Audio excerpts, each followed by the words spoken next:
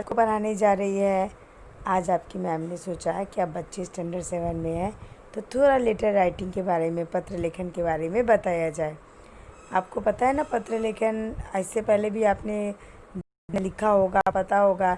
लेकिन बेटा मैं आपको ये बताना चाहती हूँ कि कोई भी पत्र आए किसी भी तरह का, तो आप लिख सको ऐसा पत्र के बारे में समझो। देखो, बीच में जो मेन बॉडी होता है लेटर का, वो तो सेम ही होता है, बस हम लोग थोड़ा ऊपर और नीचे चेंज करते हैं ना। तो इसलिए मैंने सोचा कि चलो आज आपको पत्र लेखन के बारे में बताती हूँ। तो पत्र मैं लिखवा देती हूँ और आप लिख लेते लेकिन ये बहुत नहीं था। आपको क्या है, आपको पता होना चाहिए कि सपोज आपको कहीं पत्र लिखना पड़े, ज़रूरत पड़ जाए। अभी भी बहुत से ऐसे काम है जिसमें हम लोग को रिटर्न ही देना पड़ता है ना, उसमें हम लोग ईमेल नहीं कर सकते। तो उस समय आपको ये जो आपको सीखोगे ना, आपको ये काम आएगा। इसलिए आज मैं आपको पत्र लेखन, आज जब आप किसी को पत्र लिखो तो आप कैसे लिखोगे, क्या लिखोगे, पत्र लेखन कितने प्रकार के होते हैं, आज इस सब के बारे में मैं आपको बताऊंगी। ठीक है। अब ये सारे आपको नोटबुक में लिखने की ज़रूरत नहीं है। आपको जो नोटबुक में लिखना है उसका पीडीएफ मैं अलग से सेंड कर दूँगी। उसमें सिर्फ आप क्या लिखोगे, सिर्फ पत्र ही लिखोगे, एक औपचारिक और एक अनौपचारिक। लेकिन इसमें मैं आज आपको पत्र लेखन की कुछ विशेषताएं बता रही हूँ कि जब आप कुछ अपने से भी पत्र लिखोगे तो उसकी क्या विशेषताएं होनी चाहिए और पत्र कितने प्रकार के होते हैं, ये सब। ठीक है, तो मैं स्टार्ट करूँ। चलो देखो, लिखित अभिव्यक्ति की जितनी भी विधाएं हैं उसमें पत्र लेखन का विशिष्ट स्थान है ना। यह अपनी विशिष्ट स्थान है, यह अपनी बात को दूसरों तक पहुंचाने का एक सशक्त माध्यम है। ठीक है। देखो क्या है कि लिखित अभिव्यक्ति की, एक मिनट बेटा, मैं देखूँ क्लियर है कि नहीं, आप पढ़ पाओगे कि नहीं। हाँ ठीक है, बस सामने थोड़ा इनकम है इसी वजह से। देखो, लिखित अभिव्यक्ति की जितनी भी विधाएं हैं उसमें पत्र लेखन का विशिष्ट स्थान है। यह अपनी बात को दूसरे तक पहुंचाने का एक सशक्त माध्यम है। सपोज आप कोई बात किसी तक पहुंचाना चाहते हो तो आप अपने पत्र द्वारा उसको आसानी से पहुंचा सकते हो, है ना। आज का युग क्या है, इंटरनेट का युग है। इंटरनेट के बढ़ते प्रभाव के कारण परंपरागत ढंग से किए जाने वाले पत्र लेखन में कमी आ गई है, किंतु नए नाम ईमेल के साथ पत्र लेखन विधा का काफ़ी विस्तार हुआ है। भले आप पत्र वो कागज़ पेन से ना लिखो, लेकिन जब आप किसी को ईमेल करते हो तो वो भी एक तरह का पत्र ही है ना। बस आप पेन और पेपर का यूज़ नहीं करते हो, हाँ, लेकिन लिखते तो लेटर ही हो जिसको आप ईमेल के नाम से जानते हो, है ना। मैं फिर से पढ़ा रही हूँ, देखो। लिखित अभिव्यक्ति की जितनी भी विधाएं हैं, विधाएं का हिंदी में अर्थ होता है प्रकार। ठीक है, टाइप्स। उसमें पत्र लेखन जो है उसका विशिष्ट स्थान है, मतलब सबसे इम्पोर्टेंट स्थान किसका है, पत्र लेखन का। यह क्या है कि जब आप अपना बात दूसरे तक पहुंचाना चाहते हो तो एक सबसे सशक्त माध्यम है ना। आज का युग इंटरनेट का युग है। इंटरनेट के प्रभाव के कारण परंपरागत ढंग से किए जाने वाले पत्र लेखन में आ गए। अब क्या है कि वो परंपरागत हम लोग ना पेन का यूज़ करते हैं ना पेपर का यूज़ करते हैं। अब किसका यूज़ करते हैं, ईमेल का यूज़ करते हैं। लेकिन होता तो वो भी एक टाइप का पत्र ही है।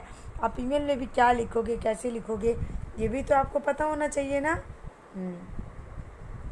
अब देखो, पत्र लेखन की कुछ सामान्य विशेषताएं इस प्रकार है।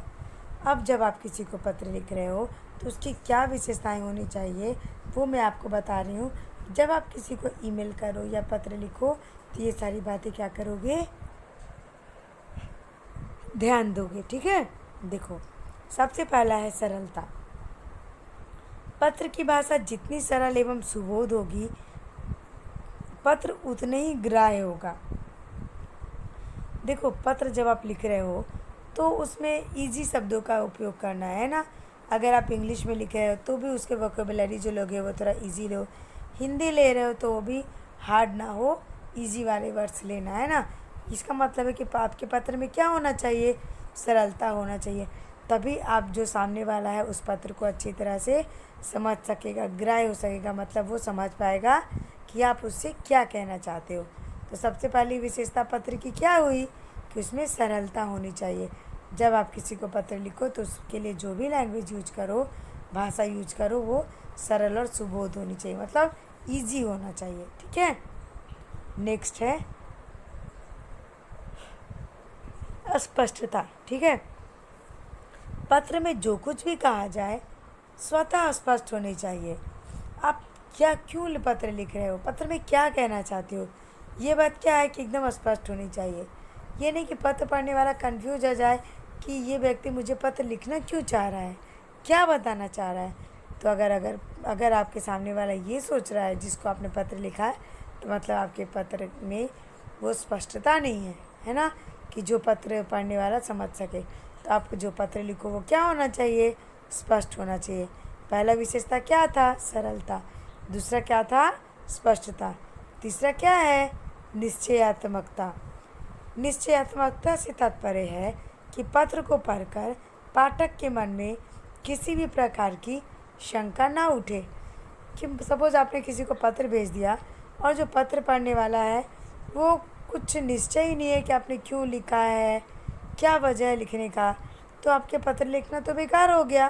तो क्या होना चाहिए, निश्चयात्मकता होना चाहिए कि आप किसको लिख रहे हो, क्यों लिख रहे हो, क्या वजह है। ओके, तो पत्र की 3 विशेषताएं क्या हुई, पहला सरलता, दूसरा स्पष्टता और तीसरा निश्चयात्मकता। ओके, नेक्स्ट देखो संक्षिप्तता।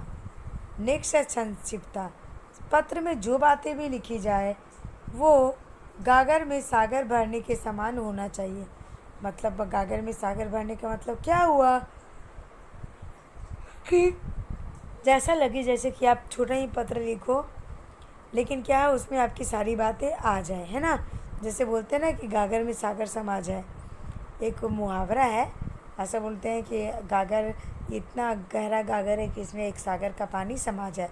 उसी तरह आपका जो पत्र है उसमें क्या होना चाहिए, संक्षिप्तता मतलब संक्षेप में, शॉर्ट होना चाहिए। ये नहीं कि आप पूरा पेपर पूरा पेज भर दो और किसी को पता न चले कि आप क्या लिखने वाले हो। तो पत्र जितना संक्षिप्त होगा, मतलब जितना छोटा होगा ना, उतना अच्छा कहलाएगा। कम शब्दों में आप जितनी अधिक बातें बोल जाओ वो पत्र सबसे सही होता है। ठीक है, तो आपके पत्र में क्या होना चाहिए, संक्षिप्तता होना चाहिए, मतलब ज़्यादा लंबा नहीं होना चाहिए। ठीक है, आपका पत्र क्या होना चाहिए, छोटा होना चाहिए। और छोटे छोटे पत्र में भी आप अपनी बातें कह जाओ, पत्र में वो विशेषताएं होनी चाहिए।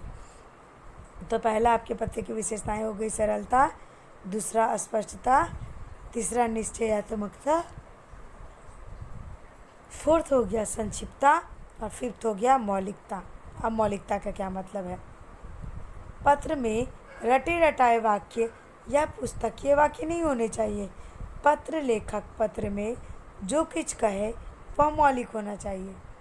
अब सपोज जैसे मैं कोई पत्र लिखा हूँ, अब सेम टू सेम वो लिख लो, तो ये क्या हो गया, ये मौलिकता नहीं कही जाएगी।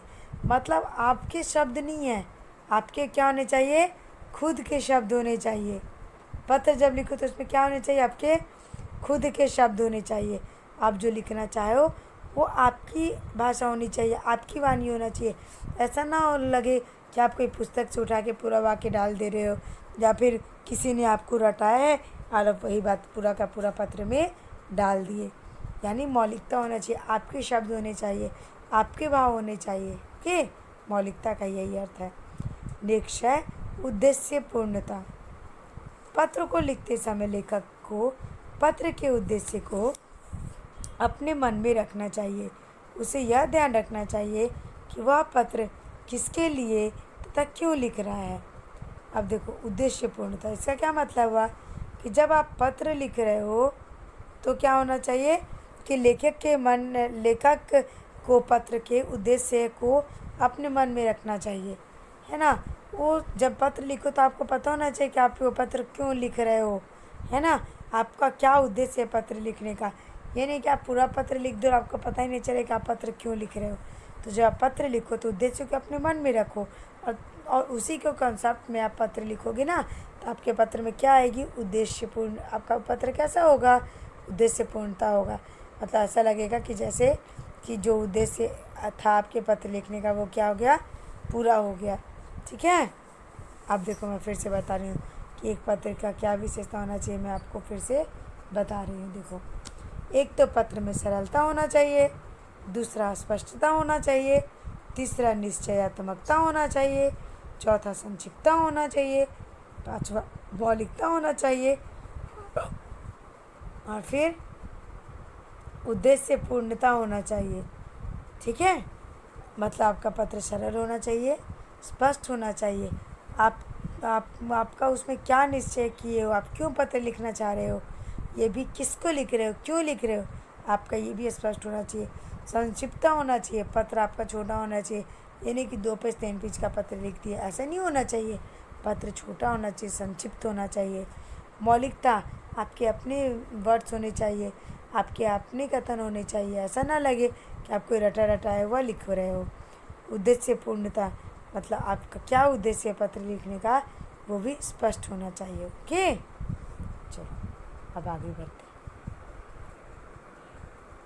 अब हम लोग पढ़ेंगे पत्र के प्रकार। अब देखो, जब आप पत्र लिखते हो तो पत्र 2 प्रकार के होते हैं, एक अनौपचारिक और एक औपचारिक। ठीक है, एक फॉर्मल एक इनफॉर्मल, आपने इंग्लिश में भी पढ़ा होगा। तो अनौपचारिक पत्र जो होते हैं, जब हम लिखते हैं तो जो जिन लोगों से हमारा व्यक्तिगत संबंध होता है, उन्हें जो पत्र लिखे जाते हैं वो अनौपचारिक पत्र लिखे जाते हैं। क्योंकि जब आपके कोई सगे संबंधी होते हैं, फ्रेंड होते हैं, तो आप जब पत्र लिखो तो आप उतना नहीं सोचते कि मैं क्या लिख रहा हूँ, क्यों लिख रहा हूँ, बस अपनी मन की बात लिख डालते हो, इसलिए उसे अनौपचारिक पत्र कहते हैं या फिर इनफॉर्मल लेटर्स कहते हैं। इन पत्रों में व्यक्ति अपने मन की अनुभूतियों, भावनाओं, सुख दुख की बातों आदि का उल्लेख करता है, अतः इन पत्रों को व्यक्तिगत पत्र भी कह सकते हैं। यानी बेटा, जो अनौपचारिक पत्र होगा उसको आप क्या कह सकते हो, व्यक्तिगत पत्र भी कह सकते हो। क्योंकि ये जो अनौपचारिक पत्र होता है ना, तो जब आप वो लिखते हो तो क्या होता है कि आप कुछ ज़्यादा सोचते नहीं हो, आपके जो मन की बात होते हैं, विचार होते हैं, भावनाएं होती है, सुख दुख की बातें होती है, सबका आप उल्लेख करते हो। अतः इन पत्रों का आप क्या कर सकते हो, पर्सनल लेटर या फिर व्यक्तिगत पत्र भी कह सकते हो। अब दूसरा जो प्रकार है ना, वो औपचारिक प्रकार है। ये पत्र औपचारिक संदर्भों में लिखे जाते हैं। जिन लोगों के साथ क्या होता है कि जिन लोगों के साथ आप इस तरह का पत्राचार करते हो, उनके साथ हमारे व्यक्तिगत संबंध नहीं होते हैं, है ना। कि सपोज आप किसी कहीं एप्लीकेशन दे रहे हो, किसी स्कूल में आप प्रिंसिपल को दे रहे हो लेटर, आप अपने टीचर को दे रहे हो लीव वाला जो भी, तो उसमें क्या होता है कि आपके सगे संबंधी नहीं होते हैं। आप जो इसमें लिखोगे, आपके पूरे आप मन की बातें नहीं प्रकट करोगे, है ना। जो आप जिस उद्देश्य से लिख रहे हो, बस वही उद्देश्य आप उसमें लिखते हो, है ना। बाकी और सोच समझ के लिखते हो कि क्या लिख रहे हो, कैसे लिख रहे हो। ओके, हम उन्हें जानते तक नहीं हैं। इन पत्रों में तथ्यों और सूचनाओं को अधिक महत्व दिया जाता है। ये जो अनौपचारिक पत्र होता है ना, इनफॉर्मल लेटर्स, इसमें अधिकतर क्या होता है कि हम जिसको लिख रहे हैं उनके बारे में ज़्यादा कुछ नहीं जानते हैं ना। इन पत्रों में क्या होता है कि आप क्या कहना चाहते हो और क्या सूचना देना चाहते हो, उस पर अधिक जोर दिया जाता है। आई समझ में बात, याद रखना। देखो, मैं ये सब आप लिखोगे नहीं, लेकिन आपको ये सब जब पत्र के बारे में कोई पूछे, जब आप पत्र लिखो तो आपको ये सारी बातें पता होना चाहिए, इसलिए मैं आपको बता रही हूँ। जब मैं PDF सेंड करूँगी तो इसमें सिर्फ पत्र ही होंगे। ये वीडियो बनाया मैंने तो आपको पत्र के बारे में मैं सब जानकारी देना चाहती थी, इसलिए मैंने इसका कलेक्शन किया। ओके, अब देखो, आपका पहला हुआ अनौपचारिक पत्र, दूसरा हुआ औपचारिक पत्र। तो पत्र कितने प्रकार के हुए, 2 प्रकार के हुए। पहला अनौपचारिक पत्र, जिसमें हमारे व्यक्तिगत संबंध होते हैं, मतलब जब हम लोग रिलेटिव्स को लिखते हैं, अपने पेरेंट्स को लिखते हैं, फ्रेंड्स को लिखते हैं, तो वो पत्र किस कैटेगरी में आएगा, अनौपचारिक पत्र, यानी कि इनफॉर्मल लेटर्स। लेकिन जो आप अपने जिनसे हमारा रिलेशन नहीं होता, आप कोई ख़ास बात करने के लिए करते हो, पत्र लिखते हो उनको, तो वो अनौपचारिक, तो वो औपचारिक यानी फॉर्मल पे लेटर कहे जाएंगे। इसमें आप खास ध्यान देते हो कि आप क्या लिखना चाहते हो, आपका क्या उद्देश्य है, किसको लिख रहे हो, क्योंकि क्या है कि उसमें आपके कोई उन लोगों के साथ आपके कोई खास संबंध नहीं होते हैं। ठीक है, तभी मैंने आपको बताया पत्र की विशेषताएं, जो कि आपके पत्र सरल होने चाहिए, स्पष्ट होने चाहिए, उसमें निश्चयात्मकता होना चाहिए, छोटा होना चाहिए, मौलिकता मतलब आपके अपने वर्ड्स होने चाहिए, रटे रटाई वर्ड्स मत यूज़ करना। उद्देश्यपूर्णता, किस उद्देश्य से लिख रहे हो वो उद्देश्य भी क्लियर होना चाहिए। ओके, नेक्स्ट स्टेप मैंने बताया कि पत्र के 2 प्रकार होते हैं, एक अनौपचारिक और औपचारिक। इंग्लिश में भी आपने पढ़ा होगा इनफॉर्मल और फॉर्मल। तो जो आप रिलेटिव, फ्रेंड्स, ये सबको लेटर लिखते हो वो अनौपचारिक होते हैं, क्योंकि आप उसमें कोई खास नियम कानून फॉलो नहीं करते हो, आप अपने मन की बात, सुख दुख आदि शेयर करते हो, ठीक है। लेकिन औपचारिक पत्र जब आप लिखते हो तो आपके साथ कोई पर्सनल रिलेशन नहीं होता इन लोगों का, आप कोई खास बात सूचना देने के लिए या किसी खास इंटेंशन से क्या करते हो कि ये पत्र लिखते हो, है ना, इसलिए ये औपचारिक कहे जाते हैं। Okay, next. अब देखो अनौपचारिक पत्राचार। जब आप अनौपचारिक पत्र लिखोगे, ठीक है, तो क्या होता है कि पत्र लेखक का पता आप पत्र के सबसे ऊपर बाईं तरफ मतलब लेफ़्ट साइड में आप क्या करोगे कि जिसको पत्र लिख रहे हो अपना पता लिखोगे। तो पत्र लेखक को अपना पता लिखना चाहिए। मतलब जो पत्र लिख रहा है, जब भी आप यह लेटर लिखोगे, याद रखना लेफ़्ट साइड में आप अपना एड्रेस लिखोगे। सबसे ऊपर क्या लिखा जाएगा? अपना एड्रेस लिखोगे आप सबसे पहले, ठीक है। और उसके बाद क्या, यदि छात्रों का परीक्षा तो उन्हें मान लो आप एग्ज़ाम में आपको कोई लेटर आया है तो आप क्या करोगे, उसमें अपना एड्रेस, उनमें अपना पता ना लिखकर परीक्षा भवन और नगर का नाम, मतलब अगर सपोज आप आपको एग्ज़ाम में आए कोई लेटर लिखने के लिए तो उस समय आप अपना एड्रेस नहीं दोगे, स्कूल का एड्रेस लिख दोगे। लेकिन याद रखना जब भी आप इनफॉर्मल लेटर लिखोगे सबसे ऊपर क्या आएगा, लेफ़्ट साइड में आपका एड्रेस आएगा, ठीक है। तो जब भी कोई भी लेटर लिखो तो लेफ़्ट साइड में आपको सबसे पहले पत्र लेखक को अपना पता लिखना है, यानी जब अगर आप पत्र लिख रहे हो तो सबसे ऊपर क्या लिखोगे, अपना एड्रेस लिखोगे, ठीक है। जैसे देखो इसने एग्जाम्पल दिया है कि परीक्षा भवन नई दिल्ली ऐसी करके, ठीक है। फिर दिनांक लिखना चाहिए, ठीक है। पत्र लेखक को चाहिए कि पता लिखने के ठीक उस नीचे उस दिन का दिनांक लिखे। मैंने बताया ना कि जैसे ही आप एड्रेस ख़त्म करोगे उसके नीचे डेट लिखना है उस दिन का, जिस दिन आप लिख रहे हो। देखो इसमें भी बताया कि पत्र लेखक को चाहिए कि पता लिखने के ठीक बाद क्या करे कि उस दिन का दिनांक लिखते। जैसे यहाँ लिखाया गया, देखो 15 अप्रैल 2000 कुछ भी है ना। देखो ऊपर पहले अपना एड्रेस लिखा है लिखने वाले ने, फिर उसके जस्ट बाद डेट यानी दिनांक, हिंदी में कहते हैं ना, डेट लिखा गया है, ठीक है। अनौपचारिक पत्रों का क्या होता है कि अब अनौपचारिक पत्र के में देखो संबोधन, सबसे पहले क्या आता है, संबोधन आएगा। सबसे पहले तो आपका क्या होगा कि पत्र लेखक का आप पता लिखोगे, ठीक है। पहले क्या आएगा, देखो अनौपचारिक पत्र मतलब जैसे आप रिलेटिव्स को लेटर लिखोगे ना तो सबसे पहले तो आप सबसे ऊपर अपना एड्रेस दोगे, यानी सबसे पहले क्या हुआ, पत्र लेखक का पता। पत्र लेखक मतलब जो लिख रहा है वो अपना सबसे ऊपर एड्रेस लिखेगा। उसके बाद दूसरा बार में दिनांक दिया गया है यानी डेट। उसके बाद आप क्या करोगे कि एड्रेस के जस्ट बाद दिनांक लिखकर उस दिन का डेट डालोगे, ठीक है। फिर तीसरा बार है संबोधन। जब हम लोग अपने रिलेटिव या फ्रेंड्स को आप लेटर लिखोगे तो इंग्लिश में बोलते हैं ना dear father, dear mother, dear friend, ऐसे बोलते हैं ना।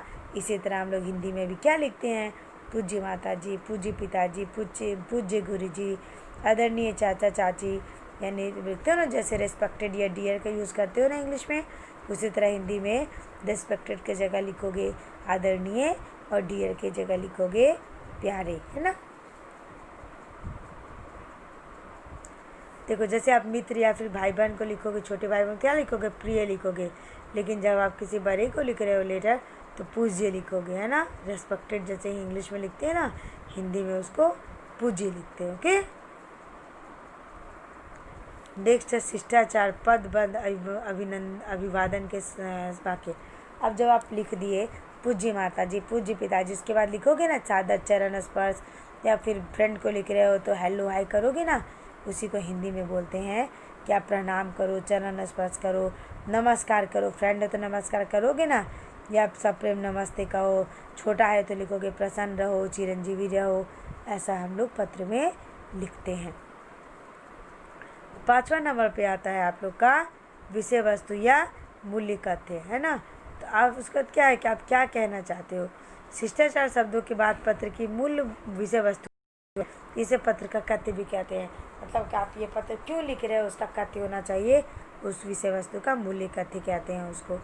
ये आपको लिखना नहीं है, मैं बार बार मैं आपको समझा रही हूँ कि एक पत्र में कितने पार्ट्स होते हैं, उसकी कितनी विशेषताएं होती है, ये सब आपको मैं इसमें बताना चाहती हूँ।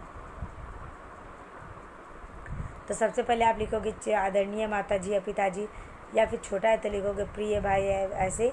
फिर बड़ा है तो लिखोगे चरण पूजनीय प्रणाम सत चरण स्पर्श ऐसा लिखोगे, है ना।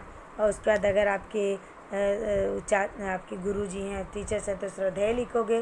और आपके छोटा भाई बहन है तो क्या लिखोगे, या फिर फ्रेंड है तो प्रिय लिखोगे। जैसे डियर लिखते हो ना इंग्लिश में, हिंदी में क्या लिखोगे, हिंदी में लिखोगे प्रिय भाई या मित्र, जिस तरह इंग्लिश में लिखते हैं हम लोग डियर, ओके। उसके बाद आप लोग प्रणाम नमस्ते जो भी लिखना है वो लिखोगे ना। मान लो आदरणीय माता जी या पिताजी, साधन चरण प्रास साधारण सादर चरण स्पर्श, क्या ऐसा लिखते हैं ना। इसी को बोलते हैं कि हम लोग पदबंध अभिवादन के वाक्य, अभिवादन करते हो ना चरण स्पर्श करके, वही। इसके बाद होता है विषय वस्तु का मूल्य कथ्य। इसके बाद आता है कि आप क्या कहना चाहते हो, क्यों लेटर लिख रहे हो, ये बातें लिखोगी। फिर समापन निर्देश या स्वर निर्देश। इसके बाद जब आप ख़त्म करोगे हो, इंग्लिश में भी लिखते हो ना, प्लीज़ गिव प्रणाम टू माय अंकल आंटी या फिर जो कुछ भी हो। इसी तरह हिंदी में भी लिखोगे ना, बड़ों को आदर देना, छोटों को प्रणाम बोलना, ऐसा लिखोगे ना।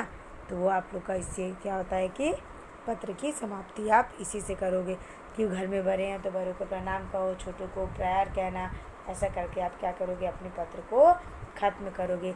ये सब मैंने आपको अनौपचारिक, जो मोस्टली आप लोग अनौपचारिक ही पत्र लिखते हो ना अपने रिलेटिव को, फ्रेंड को। औपचारिक पत्र तो हम लोग कभी कभी लिखते हैं, है ना।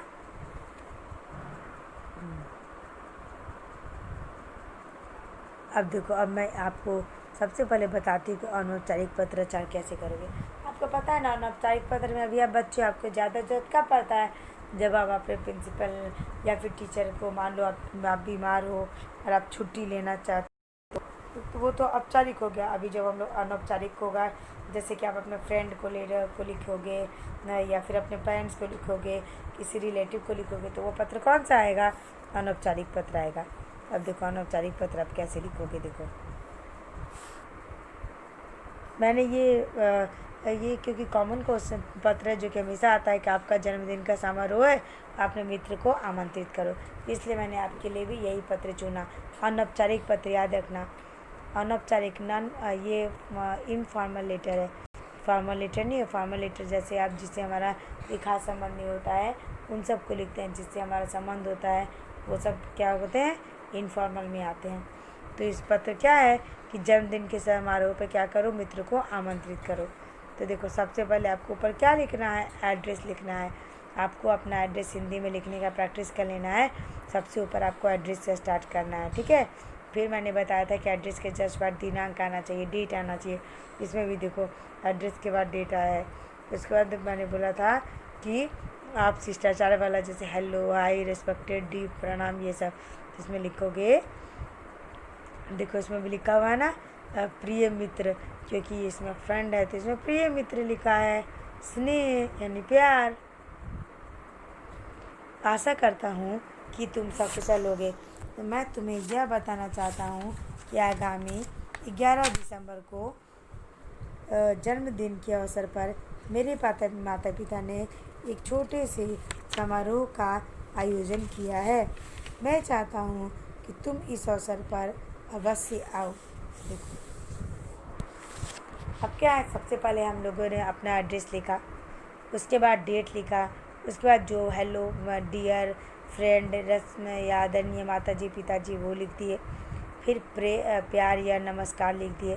उसके बाद मेन बॉडी जो लेटर का होता है उससे आपको पता चलेगा कि आप क्या लिखना चाह रहे हो। उसमें एक निश्चयात्मकता होनी चाहिए, स्पष्टता होनी चाहिए, सरलता होनी चाहिए जब आप लिखो। तो देखो क्या लिखा है, आशा करती हूँ कि तुम सकुशल होगे। मैं तुम्हें यह बताना चाहती हूँ कि आगामी 11 दिसंबर को मेरे जन्मदिन के अवसर पर मेरे माता पिता ने एक छोटे से समारोह का आयोजन किया। मैं चाहता हूँ कि तुम इस अवसर पर अवश्य आओ। कार्यक्रम शाम को 5 बजे आरंभ होगा। पहले 15 मिनट संगीत और कीर्तन होगा, फिर हम सब मित्र नाचेंगे, गाएंगे और कई प्रकार के खेल खेलेंगे। फिर मैं केक काटूंगा। 8 बजे केक का समापन भी होगा।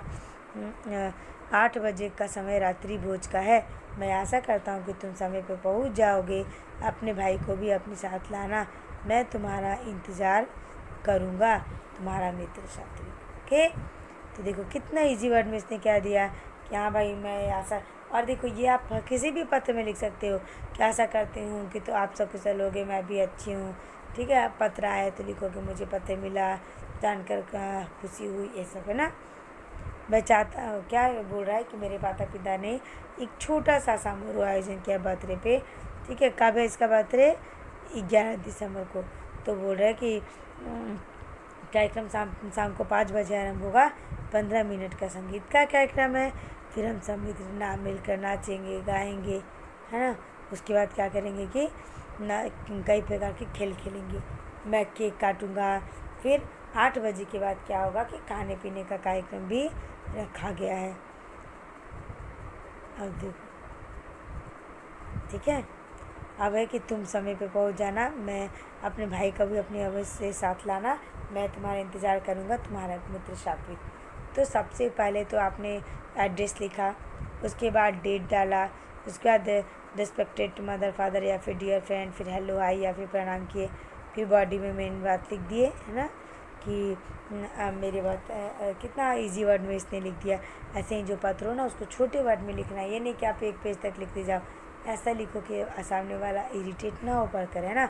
स्पष्ट सरल और सुंदर लिखो। ओके, तो ये मैंने एक अनौपचारिक पत्र का आपको दिखाया। ये मैं PDF में जब सेंड करूँगी ना तो बस पत्र ही सेंड करूँगी। तो ये एक पत्र आपके पास जाएगा कि अपने जन्मदिन के समारोह पर आमंत्रित करते हुए मित्र को पत्र लिखो। ये तो अनौपचारिक हुआ। और एक औपचारिक पत्र है ना, जो कि देखो औपचारिक पत्र में क्या होगा कि चिकित्सा अवकाश पर रहने के लिए प्रधानाचार्य को पत्र।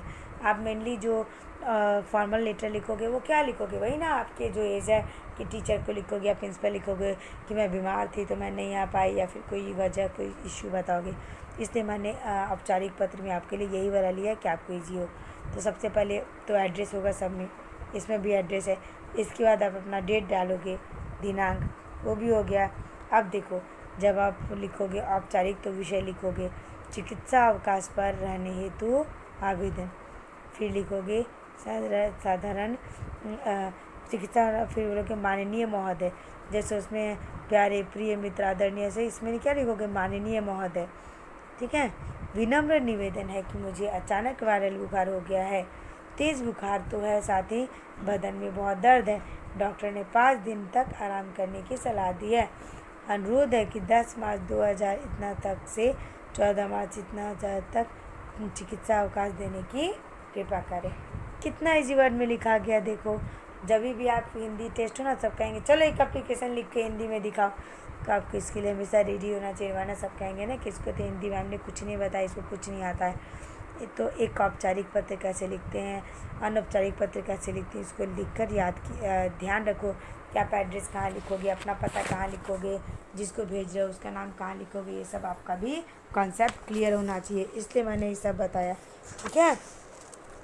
अब देखो, चिकित्सा अवकाश पर रहने होते आवेदन कि अगर आप सपोज बीमार पड़ गए हो तो आप हिंदी में आपको अपने प्रधानाचार्य को पत्र लिखने बोला जाए तो कैसे लिखोगे। इसी का एक मैंने आपको नमूना पेश किया। ठीक है। आप देखो, डॉक्टर का चिकित्सा पत्र प्रमाण पत्र स्वस्थ होने के बाद स्कूल अपने आने पर कार्यालय में जमा करा दूंगी, धन्यवाद। है ना, वो क्या बोली कि इसमें और क्या बोल रहा है कि देखो, डॉक्टर का जो चिकित्सा प्रमाण पत्र है ना, जब स्कूल खुले मैं आऊँगा तो क्या करूँगा, जमा करवा दूँगा। ठीक है।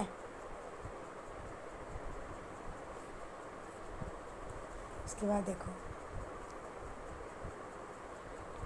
फिर लास्ट में आप करोगे धन्यवाद आपका। जैसे हम लोग लेटर में आपका पिता, आपका आपकी बेटी, आपका दोस्त ऐसे लिखते हैं ना, इसी तरह यहाँ लिखेंगे आप भवदीय मतलब आपका, भवदीय मतलब आपका।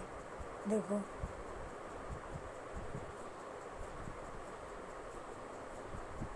आप देखो बेटा, मैंने आपको एक फॉर्मल लेटर लिखवाया, एक इनफॉर्मल लेटर बताया, पत्र की क्या विशेषताएं होनी चाहिए वो बताया, फिर पत्र जब आप लिखो तो किन बातों का ध्यान रखो ये बताया।